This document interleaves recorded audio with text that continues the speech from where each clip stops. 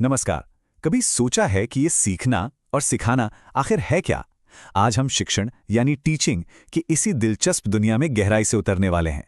ये एक ऐसा टॉपिक है जो न सिर्फ हमारी शिक्षा की नींव है, बल्कि यूजीसी नेट जैसे एग्जाम्स में सफलता के लिए बहुत जरूरी है। अमन गुप्ता टॉक्स में आप सबका बहुत बहुत स्वागत है।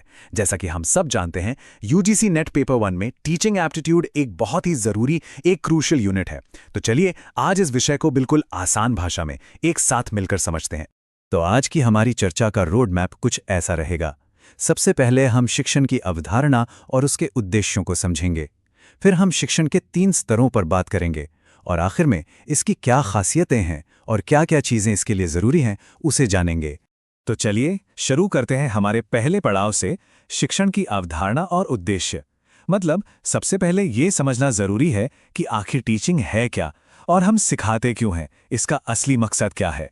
देखिए, शिक्षण का मतलब सिर्फ जानकारी देना भर नहीं है। ये एक डायनामिक, एक सामाजिक प्रक्रिया है। सोचिए, इसमें एक टीचर होता है, एक स्टूडेंट होता है और उनके बीच ज्ञान, स्किल्स और मूल्यों का लेन देन होता है। ये एक जीवंत बातचीत है। अब शिक्षण को देखने के 2 नजरिए हो सकते हैं। एक है इसका व्यापक अर्थ, मतलब बहुत बड़ा। इसमें वो सब कुछ आ जाता है जो एक इंसान अपनी पूरी जिंदगी में सीखता है, अपने अनुभवों से, समाज से, हर पल। और दूसरा है इसका संकीर्ण अर्थ, जो स्कूलों और कॉलेजों में दी जाने वाली फॉर्मल एजुकेशन तक ही सीमित है।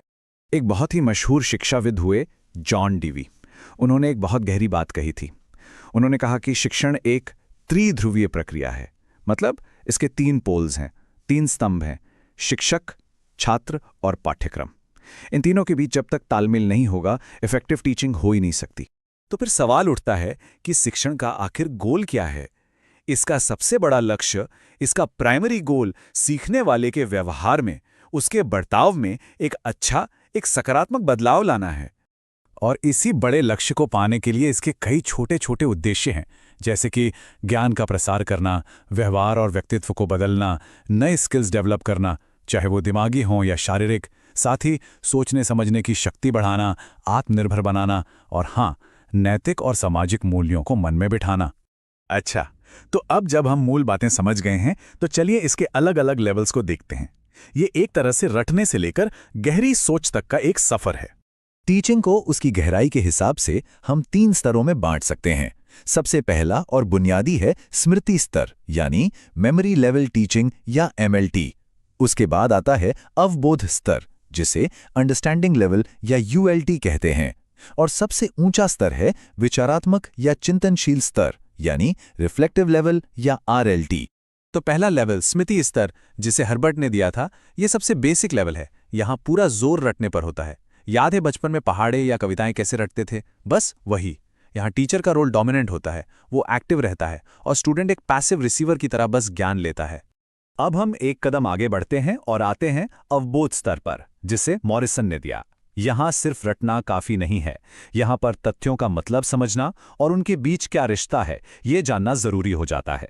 इसमें टीचर और स्टूडेंट दोनों ही एक्टिव रहते हैं, दोनों भाग लेते हैं। और अब हम पहुंचते हैं शिक्षण के सबसे ऊंचे स्तर पर, विचारात्मक स्तर, जिसे हंट ने दिया था।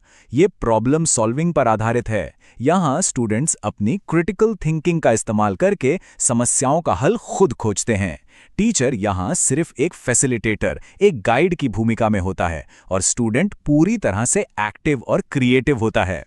तो हमने ये तो समझ लिया कि टीचिंग क्या है और उसके लेवल्स क्या हैं। पर सवाल ये है कि एक अच्छी, एक प्रभावी टीचिंग के लिए आखिर चाहिए क्या? तो चलिए अपने आखिरी खंड में इसकी विशेषताओं और जरूरतों पर बात करते हैं। टीचिंग की कई दिलचस्प खासियतें हैं। ये एक प्रोफेशनल और इंटरैक्टिव प्रक्रिया है, मतलब इसमें लेन देन होता है। और ये बड़ा दिलचस्प है कि ये एक कला भी है और एक विज्ञान भी। विज्ञान इसलिए क्योंकि ये सिस्टमैटिक है और कला इसलिए क्योंकि इसमें क्रिएटिविटी और पैशन चाहिए होता है। और हाँ, ये लगातार चलने वाली एक प्रक्रिया है। तो एक इफेक्टिव टीचिंग के लिए कौन कौन सी चीजें जरूरी हैं? सोचिए, हमें एक टीचर चाहिए, एक सीखने वाला चाहिए, एक पाठ्यक्रम चाहिए और हाँ, सीखने के लिए एक अच्छा माहौल भी चाहिए। इसके अलावा सही टीचिंग मेथड्स, सहायक सामग्री और अनुशासन भी बेहद जरूरी हैं। ये वाला पॉइंट एग्जाम के लिए बहुत बहुत जरूरी है, तो इसे ध्यान से समझिएगा। शिक्षण की प्रक्रिया में शिक्षक एक स्वतंत्र चर है यानी इंडिपेंडेंट वेरिएबल, और जो शिक्षार्थी है वो एक आश्रित चर है यानी डिपेंडेंट वेरिएबल। इसको ऐसे समझिए जैसे एक माली स्वतंत्र है, वो तय करता है कि पौधे को कब और कितना पानी देना है, और पौधे का विकास माली के कामों पर आश्रित है। तो चलिए आज की पूरी चर्चा को फटाफट से समेट लेते हैं और फिर एक सवाल के साथ इस विश्लेषण को समाप्त करेंगे। एग्जाम के लिए ये बातें जरूर याद रखनी हैं। शिक्षण एक त्रिध्रुवीय प्रक्रिया है, ये कहा था डीवी ने। इसके 3 स्तर हैं। एमएलटी दिया हर्बर्ट ने, यूएलटी दिया मॉरिसन ने और आरएलटी दिया हंट ने। एमएलटी मतलब रटना और आरएलटी मतलब प्रॉब्लम सॉल्विंग। और हाँ, टीचर है इंडिपेंडेंट वेरिएबल और लर्नर है डिपेंडेंट वेरिएबल। और जाने से पहले एक सवाल जरा सोचिएगा, आज के दौर में हमारी क्लासरूम्स में शिक्षक